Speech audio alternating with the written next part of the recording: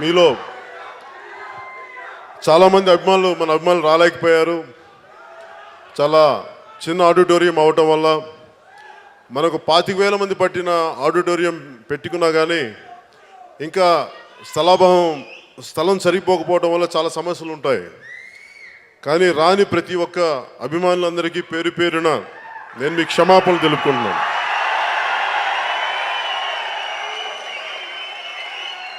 So మీకు పెద్ద function చేద్దామని అన్నా కానీ నేనే వద్దున్నా. దానికి కారణం ఏంటంటే ఎంత చేసినా కానీ సరిపోదు. నాకు మీలో దెబ్బలు తగిలిన, లా అండ్ ఆర్డర్ ఇష్యూస్ వచ్చినా ఇవన్నీ భయంతో మనం ఎంతైతే కంట్రోల్ చేయగలమో కొంచెం ఇబ్బందులు ఉన్నా కానీ చాలామంది ఆశాభంగం చెందినా కానీ టీవీలో చూసుకోవచ్చు అని చెప్పి నేనే మీ అందరి క్షేమం కోసం చిన్నది పెట్టాను. కానీ మీ మీద ప్రేమ తక్కువ అయితే కాదు. దయచేసి ఇక్కడికి రాలేకపోయిన అభిమానులందరికీ, నా సోదరులందరికీ, నా సిస్టర్స్ అందరికీ, నా అక్క చెల్లెళ్ళందరికీ, ఆడపడుచులందరికీ, యువ మహిళా శక్తికి ప్రతి ఒక్కరికి నా మనస్ఫూర్తిగా నా క్షమాపణలు తెలియజేసుకుంటున్నాను. మీ అందరూ మా కోసం అని చెప్పి ఇలా చేయాల్సి వచ్చింది. అంటే నాకు సినిమా అనేది నాకు అనుకోకుండా సినిమాలోకి వచ్చాను. ఏదో ఒక టెక్నీషియన్గా అవుదాం అనుకున్నాను, లేదంటే ఇంకేదో అవుతాం అనుకున్నాను. కానీ హీరోని అవుతానని కానీ యాక్టర్ అవుతాను కానీ నాకైతే నమ్మకం లేదు నా మీద. కానీ జరిగిపోయింది ఏదో. కాకపోతే నాకేంటంటే ఏ పని ఇచ్చినా సరే, అది తోట పని కావచ్చు, లేదంటే వీధులు ఊడ్చే పని కావచ్చు, ఎలాంటి పని అయినా సరే నిస్సిగ్గుగా చాలా గర్వంగా పనిచేస్తాను, చాలా నిజాయితీతో పనిచేస్తాను. సినిమాలు కూడా నాకు భగవంతుడిచ్చిన భిక్ష అనుకొని ఎంత కృతజ్ఞతగా చేయాలో, ఎంత కష్టపడాలో, ఎంత ఒళ్ళు దగ్గర పెట్టుకొని చేయాలో ఇన్ని సంవత్సరాలు అంతే ఒళ్ళు దగ్గర పెట్టుకొని చేశాను. భవిష్యత్తులో ఎలాంటి బాధ్యతలో పెట్టినా కానీ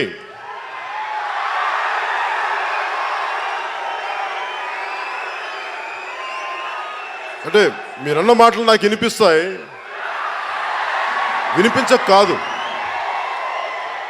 కానీ దాన్ని ఎందుకు స్పందించనంటే ప్రతిసారి ఏం చెప్తానంటే, ప్రజాక్షేమం కావాలంటే అధికారం అంతిమ లక్ష్యం కాకూడదని నమ్మకంతోనే రాజకీయాల్లోకి వచ్చాను. జరిగిందా మంచిది, జరగలేదా ఇంకా మంచిది, అంతే. అంతేగాని దాని మీదే నేను ఉండాలి అని కాదు. మీ అందరి భవిష్యత్తు బాగుండాలి. ఎందుకంటే నా బిడ్డ ఒకటి, మీ బిడ్డలు ఒకటి కాదు, మనందరి బిడ్డలు ఒకటి.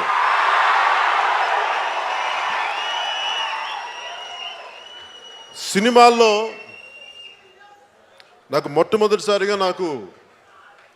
మొదటిసారి సినిమా అయిపోయింది ఎక్కడమ్మా అని సినిమా అయిపోయింది. తర్వాత గోకులను సీతని చేశాను. నాకు త్రివిక్రమ్ గారికి పరిచయం అందరూ మన జల్సా సినిమా అనుకుంటారు, లేదంటే అతడు సినిమా స్క్రిప్ట్ ముందు అనుకుంటారు. కానీ యాక్చువల్గా ఆయన అసిస్టెంట్ రైటర్గా ఉన్నప్పుడు నేను హీరోని. ఆయన గోకులం సీతకి ఆయన అసిస్టెంట్ రైటర్. నాకు అప్పటి నుంచి తెలుసు త్రివిక్రమ్ గారు. కాకపోతే నా పరిచయం లేదు అంతగా. ఆయన పోసాని మురళి గారు అసిస్టెంట్ అని తెలుసు. అంటే ఎందుకు చెప్తున్నానంటే ఈ సందర్భం, నాకు ప్రతి సినిమా నా జీవితంలో నేను కొన్ని నేర్చుకున్నాయో, నేను కొన్ని రియలైజ్ అయినాయో అవి సినిమాల్లో వచ్చాయి. యాదృచ్ఛికమో అది యాక్సిడెంట్ నాకు తెలియదు, ఎలా వచ్చాయి అలా జరిగాయి. అది నాకు గోకులంలో సీతలో ఒక మంచి డైలాగ్ ఇస్తుంది. ఆయన చాలా మంచి డైలాగ్. నేను చెప్పేవాడిని ఈ డైలాగ్ చాలా బాగుంటుంది అంటే చెప్పారు, అది నేను రాసిన డైలాగ్ అండి అని. తర్వాత అదేంటంటే, ఒకడు తప్పు దారికి వెళ్ళిపోయి ప్రేమ అనే దాన్ని వాడు గుర్తించి తిరిగి ఒక సన్మార్గంలో పడతాడు. భోగం వదిలేసి బాధ్యత యోగం వైపు నడుస్తాడు.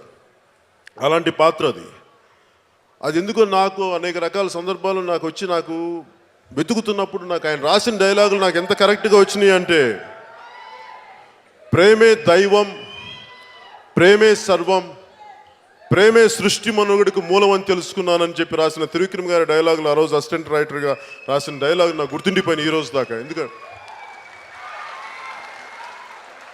అంటే ఒక మంచి బలమైన భావం, మంచి బలమైన డైలాగులు ఎలా నాకు నా సినిమాలో డైలాగ్ చాలా తక్కువ గుర్తుండే నాకు. కానీ ఎప్పుడో చేసిన నా రెండో సినిమా డైలాగులు గుర్తుండిపోయాను. అంత గొప్ప డైలాగులు రాయగలిగిన వ్యక్తి త్రివిక్రమ్ గారు. ఆయన నాకు మిత్రుడు అవడం నాకు చాలా ఆనందం కలిగింది. అంటే నా ప్రతి సినిమా నన్ను ఏం రిఫ్లెక్ట్ చేస్తుందని ఎప్పుడు నేను చాలా తక్కువ సార్లు పంచుకుంటాను. సినిమా నన్ను ఎలా కదిలించింది అనేది. సుస్వాగతం సినిమాలో చదువు బాధ్యత వదిలేసి కేవలం ప్రేమ అని చెప్పి జీవితాన్ని వ్యర్థం చేసుకునే ఒక యువకుడి పాత్ర అది. తండ్రి చనిపోతాడు, ఇలా కొడుకు అటు ఇటు తిరుగుతూ ఉంటాయి. అంటే దగ్గర ఉన్నప్పుడు, బాధ్యతగా ఉన్నప్పుడు మన తల్లిదండ్రుల విలువ తెలియదు. వాళ్ళు దూరం అయిపోయినప్పుడే వాళ్ళ తల్లిదండ్రుల విలువ తెలుస్తుంది. నాకు అవన్నీ జరగకుండానే నాకు నా తల్లిదండ్రుల విలువ తెలుసు. కానీ నాకెందుకు అది ఎప్పుడు బాధ్యతగానే ఉండేవాడిని చిన్నప్పటి నుంచి. కానీ ఆ సినిమాలో నేను చేసిన పాత్ర క్లైమాక్స్లో నేను ఎంత ఏడ్చానంటే నిజంగా ఏడ్చాను. ఒక 16 టేకులు చేసిన. ఎన్నిసార్లు చేసినది? అంటే నేను ఎంత ఏడ్చినా సరిపోక డైరెక్టర్ భీమనేని శ్రీనివాస్ గారు చంపల మీద కొట్టుకుంటే ఇంకా అంటే ఒక 40 సార్లు చేశాను ఆ సీన్. 40 టేకులు చేశాను. కొట్టుకొని నిజంగా కొట్టుకోవాలి. ఇలా సున్నితంగా ఏం కొట్టుకుంటాం, నిజంగా కొట్టుకుంటే తలకాయ దిమ్మెక్కిపోయేది. మళ్ళీ అలా చేసుకుంటూ వెళ్ళిపోతే నేను అనుకున్నాను ఆ సీన్ అయిపోయిన తర్వాత, అంటే నేను ఆఫ్ చేసుకోలేకపోయాను ఆ భావాన్ని. నిజంగా నా తండ్రి చనిపోతే ఇంక నేను ఏడుస్తాను అనిపించింది. జరగకూడదు, అశుభం అని తెలిసినా కానీ నా వల్ల కాలేదు. జల్సా చేసే టైంలో మా నాన్నగారు చనిపోతే నాకు ఏడుపు రాలేదు. ఏడ్చేశాను. ఆయన చనిపోవడానికి ఎప్పుడు కొన్ని సంవత్సరాల ముందు ఏడ్చేశాను. 3 రోజుల తర్వాత, ఆయన చనిపోయిన చిన్న దినం తర్వాత నేను వెళ్ళి షూటింగ్ చేయాల్సి వచ్చింది జల్సా. అంటే ప్రతి సినిమా తాలూకు ఏదో ఒక అనుభవం నా జీవితంలో నన్ను కదిలించే. సినిమా నేను సినిమాగా చూడలేదు. సినిమా నా జీవితం, నన్ను కదిలించిన సంఘటనలు, నాలో చాలా రేకెత్తించిన భావాలు, అలా ప్రతి జరిగినాయి. తొలి ప్రేమ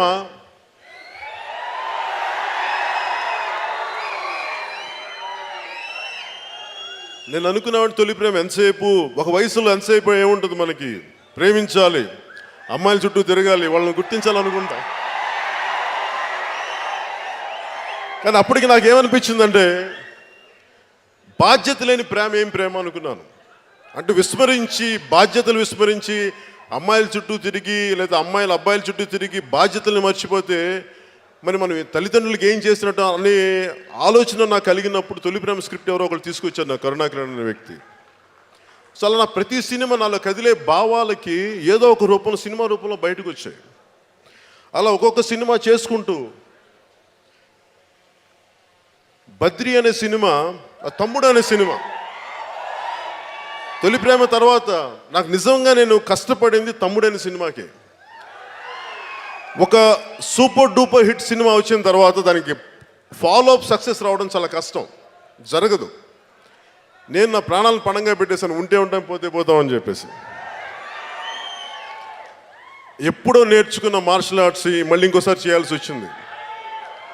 ఈ రోజుకి ఆ రోజు కార్ల కింద చేసి నా పర్మనెంట్గా నాకు ఇది వంగిపోయింది. ఆ రోజు చేసింది ఇప్పటికి రాత్రులు ఇట్లా చేతులు తిరిగిపోతూ ఉంటాయి. ఒక పిచ్చి ఉన్మాదంతో చేశాను, ఇష్టంతో. అంటే నన్ను ఇంత అభిమానిస్తాను, ఇంకా నేను ఏమి ఇవ్వాలని.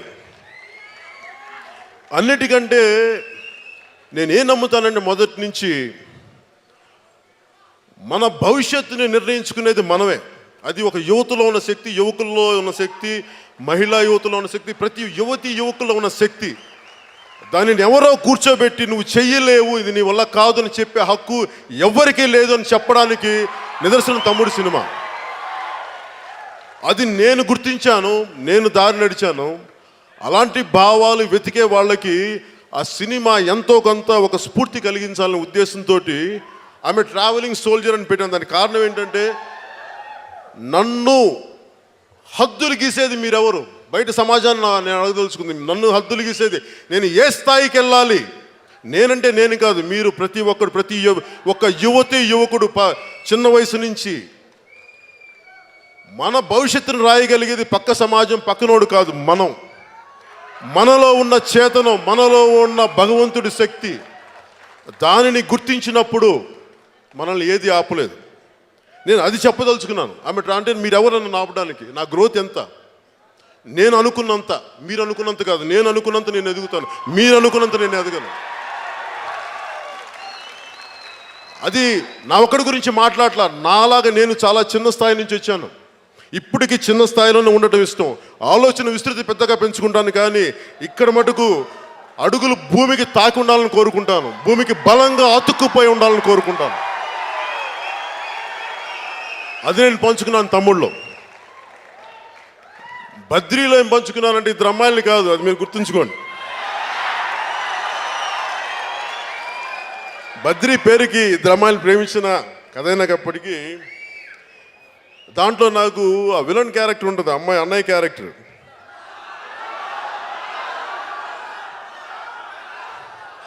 నువ్వు నంద అయితే నేను బద్రీనాథ్ అని ఉంటుంది.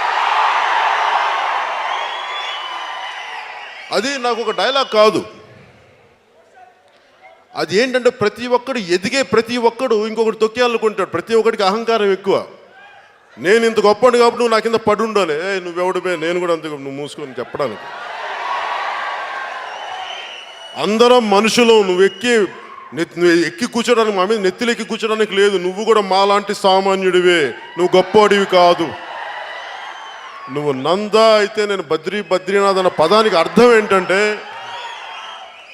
నేను ఎలాంటి మనిషినో నువ్వు అలాంటి మనిషివే. మేబీ నీకు డబ్బు ఎక్కువ ఉండొచ్చు, నీకు అధికారం ఎక్కువ ఉండొచ్చు, ఇంకోటి ఉండొచ్చు, కానీ నువ్వు కూడా నాలాంటి రక్త మాంసాలు ఉన్న సామాన్యుడివి, సామాన్యమైన మనిషివే.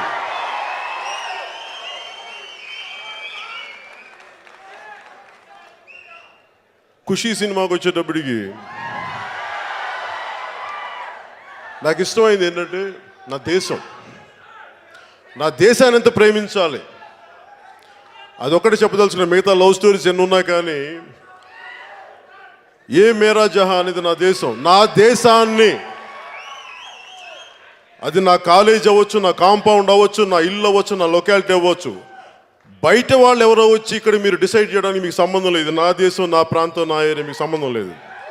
అది చెప్పడానికి ఏ మేరా జహా. అలా ఒక్కొక్క సినిమా. కానీ ఖుషీ రేపు రిలీజ్ అంటే ఇక్కడ హైటెక్ సిటీలో నేను నాతో పాటు పనిచేసిన చాలామంది ఉన్నారు, కొంతమంది స్టాఫ్ అంతా. వాళ్ళతో కూర్చొని నేను ఫస్ట్ టైం ఇక్కడ మాదాపూర్లో ఉన్న హైటెక్ సిటీలో సినిమా చూస్తూ ఉన్నా.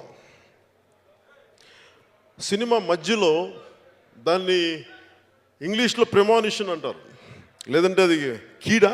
ప్రెమానిషన్ అంటే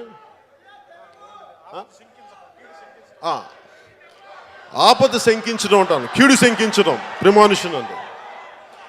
సినిమా చూస్తుంటే నాకేమనిపించిందంటే మధ్యలో ఇంటర్వెల్ మధ్యలో, అరే నీకు రాబోయేది కొన్ని సంవత్సరాలు గడ్డు కాలం ఉంటుంది, చాలా కష్టాలు ఉంటాయి, నీకు చాలా ఇబ్బందులు ఉంటాయి అని నాకు ఏదో విపరీతమైన భావన కలిగిపోయి నీరసం వచ్చేసింది, బాధ వచ్చేసింది. బయటకు వచ్చేసాను. బయటకు వచ్చి నాకేం చేయాలో తెలియలే, ఆకలి చచ్చిపోయింది. ఆ రోజు నేను దెబ్బతిన్నది తిరిగి నాకు శక్తి పుంజుకోవడానికి గబ్బర్ సింగ్లో పోలీస్ స్టేషన్ సీన్లో చేస్తే కానీ ఆ శక్తి నేను పుంజుకోలేకపోయాను. ఆ రోజు కోల్పోయిన శక్తి. అప్పటిదాకా నేను భగవంతుని రోజు యాచకుడిలాగే నేను చేతులు పెట్టుకొని కూర్చున్నాను. నువ్వు ఎప్పుడు ఇస్తావో నాకు అప్పుడు నేను నిన్ను అడగను, నేను ఇబ్బంది పెట్టను, నేను నా కర్మ చేసుకుంటూ వెళ్ళిపోతానని చెప్పి రోజు భగవంతుడి ముందు తల మోకరిల్లి నువ్వు ఏ బాధ్యత ఇస్తావో నాకు అదే ఇవ్వు అని చెప్పి నేను ఆయన ఇంకేం అడగలేదు. నేను అలా కూర్చొని ఉన్నాను. అది అయిపోయిన తర్వాత ఆ పోలీస్ స్టేషన్ సీన్లు చేస్తున్నప్పుడు నాకు తిరిగి ఏదైతే నేను కోల్పోయానో ఖుషీ టైంలో అప్పుడు వచ్చింది ఆ శక్తి తిరిగి. కానీ అక్కడితో ఆగిందా అంటే ఇది నిరంతర పోరాటం. జీవితం అనేది నిరంతర పోరాటం. ఒకరోజు పడిపోతాం, ఇంకో రోజు లెగుస్తాం, మళ్ళీ ఇంకో రోజు లెగుస్తాం. ఇది నిరంతర పోరాటం. దీన్ని సమానంగా చూడగలగాలి, గెలుపు ఓటమిలు సమానంగా చూడగలగాలి అన్న ఆలోచన నాకు ఆ రోజు నుంచి స్టెబిలైజ్ అయ్యి ఈరోజు నేను గెలుపు ఓటములను సమానంగా తీసుకునే శక్తి నాకు ఉందని చెప్పడానికి నేను ఏమాత్రం సందేహించాను.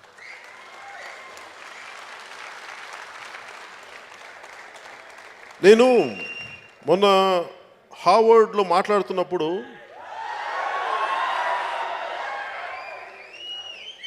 నేను అందరినీ అడ్రస్ చేసింది ఏంటంటే యుఎస్లో I bow to you all with, మీలో ఉన్న దివ్యమైన భగవంతుడి శక్తికి నేను మోకరిల్లుతున్నానని చెప్పానంటే అదేదో డైలాగుల కోసం వీటి కోసం చెప్పి నేను నిజంగా నమ్ముతాను. అది నిజం కాబట్టి, సత్యం కాబట్టి. ఈ రోజున మేమందరం ఒక ఆలోచనతో ఒక కష్టపడడం, ఒక సినిమా తీసాం మనందరికీ ఆనందం కలగాలని. నాకు ప్రతి సినిమా నేను కష్టపడి చేస్తాను. అది నచ్చుద్దా లేదా నేను బయట చెప్పి నాకు ప్రమోట్ చేయడం నాకు ఇష్టం లేదు. మీకు నచ్చితే మనస్ఫూర్తిగా ఇష్టపడండి, చూడండి. నచ్చకపోతే మీరు ఎలాంటి రిజల్ట్ ఇచ్చి నేను మనస్ఫూర్తిగా తీసుకుంటాం, దాంట్లో ఏమట్టుకు వెనకాడు. కానీ ఈ సినిమాకి శరత్ మరార్ గారి సినిమా చేయాలనుకున్నప్పుడు నాకు అన్ని రకాల మంచి మిత్రుడు ఆయన. సో ఆయన కోసం ఈ సినిమా చేశాను. ఆకుల శివ అనే రైటర్ ఉన్నారు. ఆయన ఈ కథని ముందుగా రాయలసీమ ఒక వీరమైన సినిమాని దాన్ని తెలుగులో డబ్ చేయాలంటే దానికి ఇలా కావాలని, రాయలసీమ ప్రాంతానికి బాగుంటుందంటే ఆకుల శివ అనే రాయలసీమ ప్రాంతానికి చెందిన రైటర్ని అడిగి ఆయన రాసిన దాన్ని చేసిన తర్వాత డాలీ గారు డైరెక్టర్గా తీసుకున్నాం. డాలీ గారు చాలా సున్నితమైన దర్శకుడు, చాలా బాగా తీస్తారు సినిమా. నాకు ఆయన సినిమా ఎందుకంటే గోపాల దగ్గర నుంచి ఆయనలో చాలా సున్నితమైన హాస్యం ఉంటుంది. ఆయన హాస్యం నాకు నచ్చుద్ది. ఆయనతో పని చేయడానికి నాకు ఎప్పుడు ఎదురు చూస్తాను. బాగుంటుంది ఆయనతో అట్మాస్ఫియర్.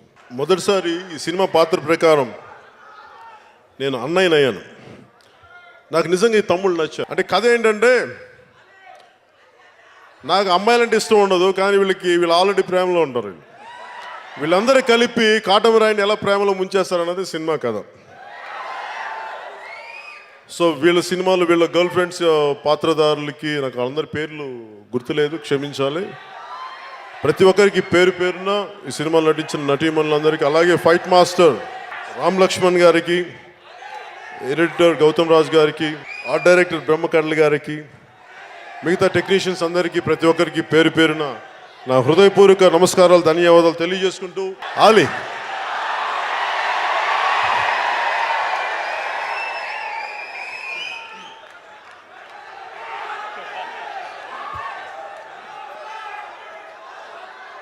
నా చేతిలో శక్తి ఉందని నమ్ముతారా?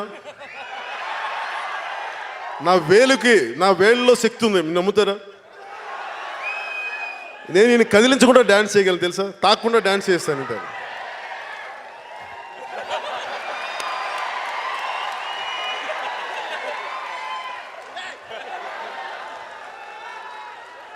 దయచేసి నా వేళలో చాలా శక్తి ఉంది, దగ్గరికి వస్తే ఇలా డ్యాన్స్ చేస్తాను. జై హింద్. గుడ్.